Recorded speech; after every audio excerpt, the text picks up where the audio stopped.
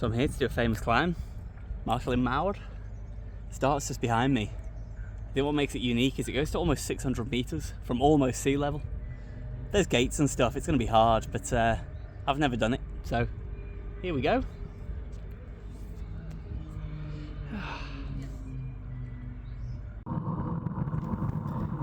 Unfortunately, I am an idiot, and I was already on this segment while filming that, so that added 2 minutes. 7.8 kilometers, 6.7% average, but as always, that's not the full story. There's a long flat section, and really, this is kind of 2 climbs of around 10%. KOM, QOM, Ed Laverack and Ali Gardner, no surprise there, we are in Wales. I will be doing it much slower than them. I was aiming for a sub-half-hour effort on this climb. I didn't have it on my head unit, which is always problematic for me, and I'm not the most prepared person for these efforts anyway. The climb starts at Llyn Padarn, which is just north of Llanberis. It is very much northern Eryri, Snowdonia. It's the very northern tip. It's an area that I don't really like cycling generally, and that's why I've never done this climb before, even though you could sort of consider it on my patch. This climb is beautiful, it's absolutely magnificent, and I'll talk about that a lot on the way up, but generally cycling around the Llanberis area, and even over to Capel Cerrig or Bev Gellert, I wouldn't recommend, if I'm honest. People are surprised by that, because it's the bit like English tourists know really well, and that is the problem. It's, you know, if you like being close passed by 30 caravans, even in low season, it's too busy, there's only A roads. This is where the highest mountains in Wales are, and that means that there's not as many road options. It's A roads or nothing. They're not particularly nice. Not my cup of tea, but it was so worth it to come and do this climb. I can't believe I've not done it sooner. It starts with varying pitch, but like, we're getting up to 16, 17%, 18%. It's not a shallow climb, considering it's nearly 8k long. You get some proper gradients on here, and I think, as I say, that's because of the flat in the middle of it. The terrain, it definitely goes through sort of 3 different sort of environments, I guess. We're down in the bit that feels, on a day like this, on a glorious sunny day like this, that feels like rainforest. Just some nice old growth woodland, and I think that's why the road is quite undulating. It's consistently uphill, but it varies between kind of 5% and 15%, depending what I guess what the road needs to get over, if you like.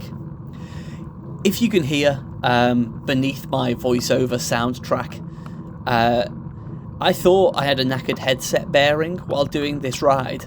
It's quite noisy when I get out the saddle and I rattle the headset, but it doesn't click otherwise, and I'm starting to worry that actually I've got a crack somewhere when I put weight on the handlebars. It's quite noisy, and through my headphones listening to this, it sounds like a carbon creak, which stressing me out a little bit. Just got into the village of Vachwen.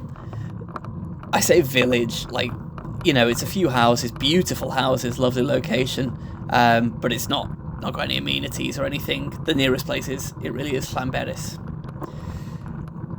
I wish I'd said earlier, you know, congratulations and thank you if you're one of the brave souls who has seen that Nick Brownbill's put a video up that is 25 minutes long, and you thought, yeah, I'll click on that.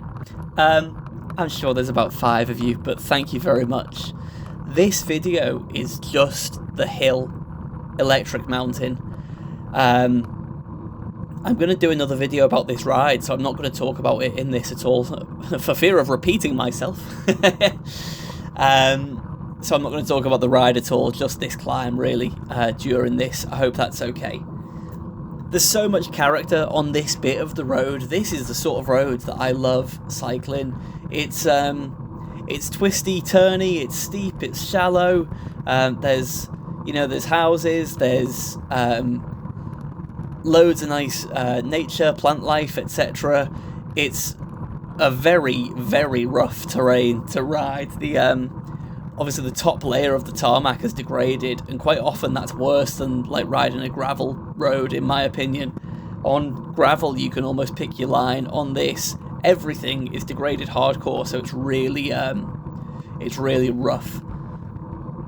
I was pretty happy with how I was feeling. I distinctly remember at this point thinking, I'm mostly holding around 340, and I'm happy having pushing on a little bit. I know that on all of the shallows I drop off, so that's probably still only going to average, I don't know, 320 watts, but if I did 320 up here, I'd be delighted. Just over to the right, there's some cracking views of the really high mountains of Snowdonia. I think Llyn Snowdon is one of them, but I have not spent enough time investigating to check it out. But you know, this is the high mountain territory, or as high as Wales gets, and you can really feel it around here. It feels incredibly imposing.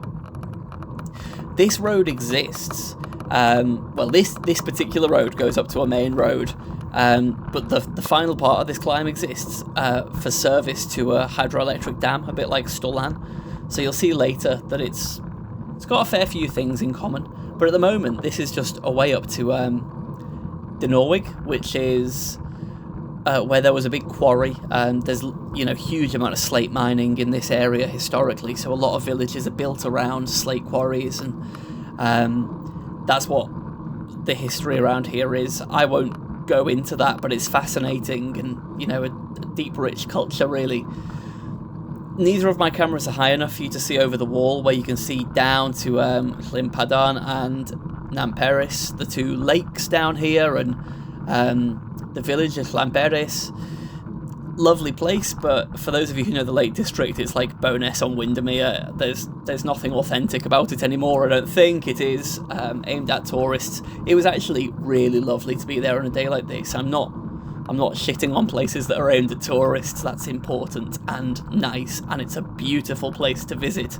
But it's probably not, it's not proper Welsh Wales these days, I don't think. I think it's English Youth Hostel Association buildings for hikers. I was starting to think, is a van, this is a functioning road for people, so I just had to squeeze through that van. It was nice of them to stop for me. That was that. I was starting to think, I wish I'd made the effort to get this on my head unit, because I had no idea how far was to go. I didn't look at the time as I set off, and all I knew was lots longer. I wish I had done something like know how far the climb was, or even just looked at the time at which I set off, such that I could go, well, I've only been going for 7 minutes, so it's a long time, settle down, that sort of thing. But I had no concept of pacing at all, so I had to just go, do I think I could hold this power for maybe another 10 minutes? And that was just my guess for keeping going. Pretty consistently, I could put power out, so I was quite happy. I had, over 100k in my legs at this point, and I can average a 240 watts, so I had an adequate amount of fatigue, but I tend to be quite good at churning out threshold efforts after tempo riding. I would only be struggling now if I'd done another hard effort earlier. I'm not so good at recovering from them. You can sort of see under my picture-in-picture to the right, that is the big Norwig quarry. You don't see it very well anyway, so I won't move the picture-in-picture here, but later on I will move that down just so you can see the mountains. And actually, if you look in the rear view, you do get some nice shots of the mountains over the other side of the lake. Like I say, magnificent area, and I just couldn't have had a nicer day weather-wise for this. I actually got sunburnt through my jersey, so I sun creamed. I sun creamed everywhere. One would sun cream while cycling. I didn't sun cream under my top, and I came back with lines for like my bib shorts and stuff that I burnt through. Only time that's happened to me before was on Valley of Tears. Hopefully I've moved my picture-in-picture now down, and you can see up, you can see the quarry, and you can see the mountains and stuff. It's a lovely bit of the world. This is where the flat section starts, so this is the main road, if you like, up to Norwig. You don't stay on it for very long, which is a shame, because the tarmac was beautiful. You turn left, and this is where we start kind of the second half. Really, I'd break this climb into 3 sections, but if you were to break it in half, that is where I would halve it. Steep little section now, as you push on up. You get around, but really all we're doing is getting onto a kind of, not a ridge line. This is such a bad description, but this becomes a bit like a balcony road. We go around the mountain without going up or down it. We're skirting at the same elevation of the mountain. And if you see on my mini map, it's a bit windy for the segment. Oh yeah, a load of cyclists I said hello to. I didn't know if they'd have done the climb. Yeah, for this windy bit, I am just going to fast forward, so I'm going to stop talking for a second. I'm going to hope that my fast forwarding has worked. I'm going to leave all the footage in just really fast so that you can see it if you want. Feel free to put YouTube to 25% speed and watch it, but I think it's too boring even to talk over.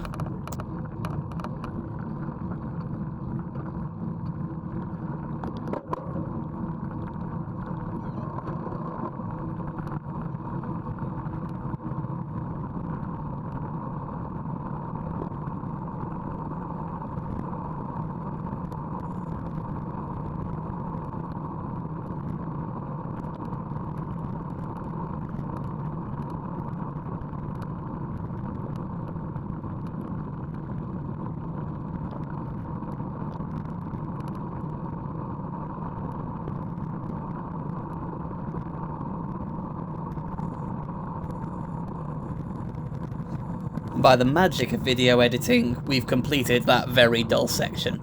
Actually, you know, I wanted to push on that section. I think you can make up more time than you think, but I was a bit too tired, a bit too mentally fatigued for that. And what's nice now is that you get the view behind me as we get really high up for Wales. Please stop laughing when I say really high up and I'm like 400 metres elevation. I know that the Alps are 3,000 metres or whatever, and this is but a road bump. This little section is very shit because walkers come and park up here, and you'll see why in a sec. But as I said, this goes up to a hydroelectric dam, so beyond this point cars can't come except for service, so people park here and walk up to Llyn Padarn, which is the hydroelectric dam. Problem is, that means it's gated, and unlike Llyn, where you can get your bike over the gates before you start the climb, here you have to get over the gate mid-climb. I think if people were really serious, you could get a mate to have that open and ready, or, you know, hop over and vault it. I was not particularly serious. No sense of urgency here at all, really, is there? I'm just having a stroll, grab my bike, and off we go again. Do keep an eye on the view behind me in the picture-in-picture, because that goes out over Anglesey into the Irish Sea, and so you get a real perspective on it. Oh, Jesus Christ, that speed bump. Right. The worst thing about this climb, by a country mile, are the 2 speed bumps on it. For some reason, the bars aren't flattened, they're spiked. So they're full-on Toblerone-shaped metal bars that have rusted. I went over the top one as slow as I possibly could, and I felt every bar ding the rim of my wheel, which, when you're running tubeless, is terrifying, because if you bend the bead, if you damage the bead, it won't hold air anymore. I was as far from home as I get on this ride, 130 kilometres, middle of Snowdonia. No one could come and get me, parents were away, Rhiannon was in work, so I had, you know, I had to be self-sufficient, which means not fucking up your tyre entirely, ideally. So yeah, that was unfortunate. Nice to be driving through the cows here. I used the whole road unapologetically, knowing full well that it's not public access to cars, so I just can, really. I can be wherever I like, which is lovely. What's weird is, because it's so expansive, this particular bit of mountainside, it's so broad, you really lose any feel for the gradient. Like, it looks like it's almost flat, when in fact it's regularly over 10%. Can be a bit of a mindfuck if you're mentally weak like I am. If you are Ed or Eiley, I assume you don't care at all and you just sit and put out the power that you do anyway because you're a world-class hill climber, but not me. couple of times into this, especially around here actually, where I started to lose my focus, and I could put my power down fine, but I wasn't even really paying attention. There was, I have to be honest, I cannot let myself off the hook here. There was a mild tailwind, which was lovely, but I was still trying to be aero, and I sort of veer off the road even, because you just can. You can just like completely stop paying attention. I wouldn't recommend it, but you can. Nice sections of new tarmac as well up here, which is really cool. Bit like going up Stullan. I'll stop with those comparisons now. Very boring. And I was just feeling quite comfortable, not pushing amazing watts, but doing between 310 and 340. You know, I don't keep steady power really. I sort of do over under just to keep myself going. And at this point I really didn't have any feel at all for how far was to go.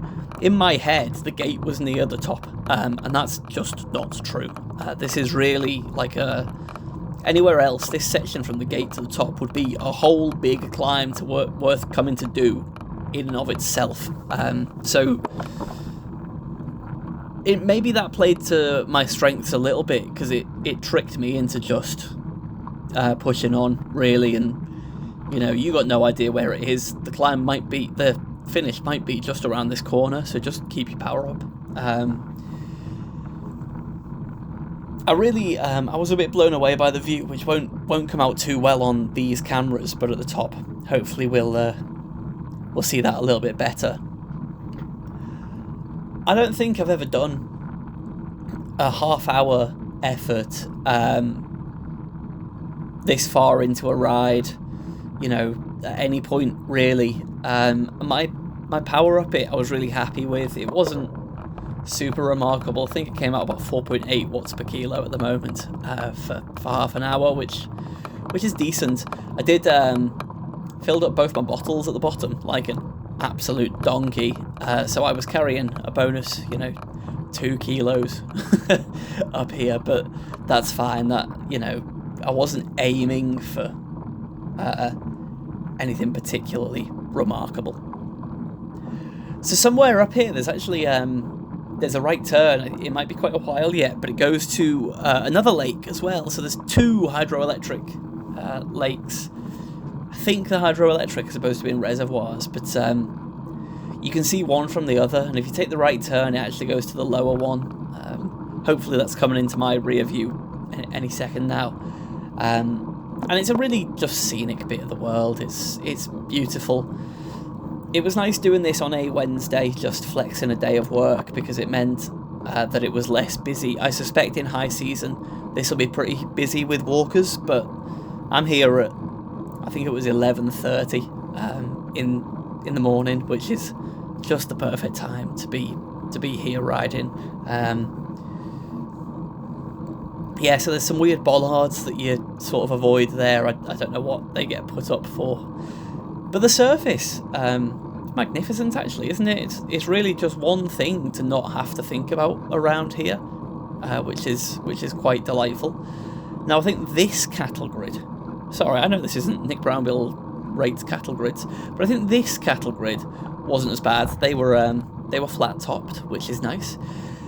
And we're really, you know, you see the scars of slate mining all over this bit of the world, and maybe this is you know, absolute heresy to say, but I think it's quite beautiful in its own way. It's tragic what humanity have done to to nature, but it's so rugged and interesting. I quite like it. What can I say? Maybe that's because my second home is so close to Llyn. You learn to love it, or you'll be miserable. Maybe that. So steeper section now. Depending on what I've done with the lower soundtrack, you'll hear my bike creaking away concerningly. Out the saddle, stomping, and here I really started to think, can it just be the end now? I clicked over to Garmin Climb Pro, which doesn't always correctly define the end of something, but it was saying 1.1 kilometers, and in my head when I do a hill climb with mates or in North Wales or whatever, when I'm out on my bike, when I see 1 kilometre to go, I think, well, you should be doing 350 plus now, which is insane. That how can you possibly say that? Every kilometre is different. It depends what you've done before. But in my head, I just have that. In my rear view there, by the way, you can see over to the Menai Strait, see out to Anglesey. Yeah, like I say, remarkable, beautiful bit of the world. And when I do the video of this whole ride, hopefully I will give it the respect it deserves in the video editing. I can't promise anything, but I just hope if you watch this right now as I climb up here, I hope you think, I want to go and have a go at that. You know, if you're a cyclist in the UK, we don't have many 8-kilometre climbs that have an average gradient of 7% or go on for this long. There's not many climbs where you push on for people like me, for almost half an hour. So I really hope you get the sense that I got whilst I was up here. It sounds, I mean, it's horrendously knobby, but I got goosebumps at times on this ride, just going, this is beautiful, and I couldn't ask for a better place to be cycling. I love it. I know I said I wouldn't talk about the fact that I was doing a big ride, but I just came out and did a 260k ride just to do this. And I haven't done that, nothing to do with breaking my leg, I haven't done that since 2023, and I forgot just how much I loved it. That video will just be loads of times of me stopping, giggling like a little boy, telling you about something that I find exciting, and you don't. I'm absolutely sure you won't, because I'm just having the time of my life, which, I don't know, if you think that's sad that I am alone on my bike, not speaking to anyone for 10 hours, and that's the time of my life, I would understand. Finally feeling like I'm starting to get somewhere, right? I've finally started to think, this has got to be it. The air's getting thin. I need an oxygen mask. We're at nearly 600 metres, guys. It felt much colder, in fairness. The only hint that I may be at altitude was that it felt significantly colder. Luckily, it was a beautiful day, so I didn't mind that at all. It was actually quite nice and cooling. I was far too hot. Tarmac goes back to being a little bit shitter. Normally a good sign that you're somewhere near the top, that they just couldn't be bothered tarmacking up quite this far. Sheep for company, you know, the best company in Wales, really. And there's this big sweeping bend that I'm about to come to. And this will sound stupid, but it reminded me of the big sweeping bend on the Grim. But on the Grim, you're going slightly downhill, you carry speed into it, and it makes me feel phenomenal every time. Take that inside line, get some lean. I'm going so fast even though I'm going uphill. This one, bit too steep, bit too slow, bit too sweeping. I just end up look like I'm cornering like a 50p piece. It doesn't look good at all, does it? Beautiful, lush, green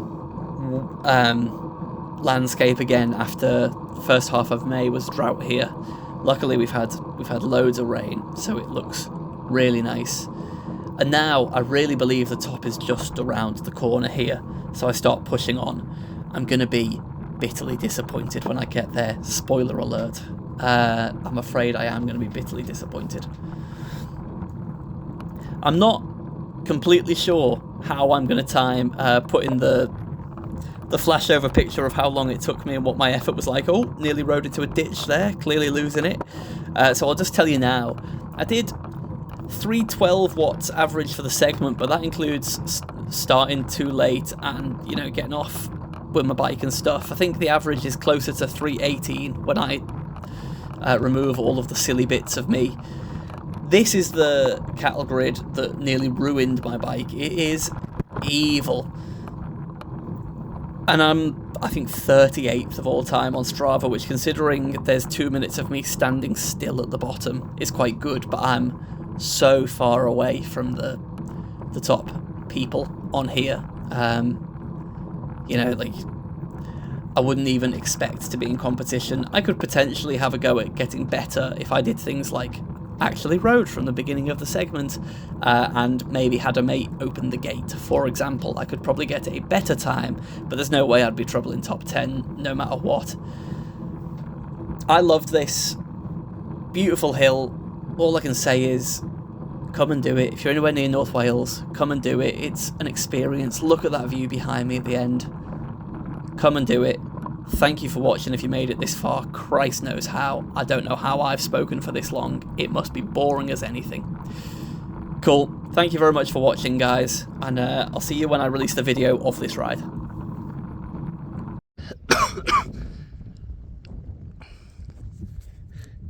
It's unbelievable up here, isn't it? It's really, I don't know, I don't want to sound like a wanker. It's a bit spiritual. It's a bit, I don't know, it gives me a bit of perspective. We are small. Nature is big. Wales is beautiful. This is what I needed. The climb doesn't really suit me, but who gives a shit? Yeah, who gives a shit? It was just wonderful to get up here, so it doesn't really matter if it's not my sort of hill climb. It was glorious nonetheless. As I've said, need to stop faffing about and get on the road, so yeah, I'll stop filming again.